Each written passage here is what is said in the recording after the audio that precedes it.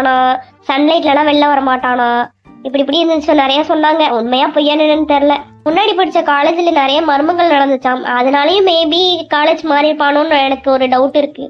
இப்படி இருக்கிறவன் கண்டிப்பா எனக்கு தெரிஞ்சு பொண்ணுகள்கிட்டயே பேச மாட்டான். மேபி இருக்கலாம், பாக்கலாம். அவளுதான் பேச போறாளுல்ல. மா ஜெசி, இவ்வளவு மேட்டர் தெரிஞ்சு வச்சுக்கிறியே, உனக்கு எப்படி இதெல்லாம் தெரியும்? இந்த மீனா மேம் இருக்குல்ல, இது எங்க அம்மாவோட க்ளோஸ் ஃப்ரெண்டு. இவங்க எது நடந்தாலும் காலேஜ்ல எது நடந்தாலும் எங்க அம்மாட்ட வந்து சொல்லிடுவாங்க. எங்க அம்மா என்கிட்ட சொல்லிடுவாங்களா, அதனால காலேஜ்ல நடக்கிறது கொஞ்சம் முக்கியமானதுல எனக்கு கொஞ்சம் முன்னாடியே தெரிஞ்சிடும். அவ்வளவுதான் நிலா. பெரிய ஆளா இருக்கே ஜெசி. என்னமோ அவளை எப்படி அவன்கிட்ட பேசலான்னு யோசிச்சுட்டு இருக்காளோன்னு எனக்கு தோணுது அஸ்வினி. அதுக்குள்ள நம்ம எப்படியாவது முந்திடணும். என்ன நான் சொல்றது கரெக்ட் தானே? எல்லாருக்கு முன்னாடி நம்ம எப்படியாவது போய் பேசிடணும். அந்த பையன் நம்மளோட தான் ஃப்ரெண்டா இருக்கணும். இல்லைன்னா வச்சுக்குவேன், நம்மளுக்கு இந்த கிளாஸ்ல இருக்கிற இந்த கொஞ்ச நெஞ்ச மரியாதையும் போயிடும். ஆமா, விட்டதை பிடிக்கிறதுக்கு இதுதான் நல்ல வாய்ப்பு. சரி சரி, கிளாஸ் முடிஞ்ச உடனே இதெல்லாம் தான் இம்பார்ட்டன்ட் டாபிக்ஸ், இது வரைக்கும் இதெல்லாம் நடத்திருக்காங்க, அப்படி போய் நம்ம பேசலாம். சரியா? சடனா போயிட்டு நம்ம எல்லாம் பேசணும்னா என்னடா இந்த பொண்ணுங்க நம்மள்ட்ட வந்து திடீர்னு பேசுறதுன்னு நினைப்பா. இப்படி போய் பேசினா டவுட் வராது.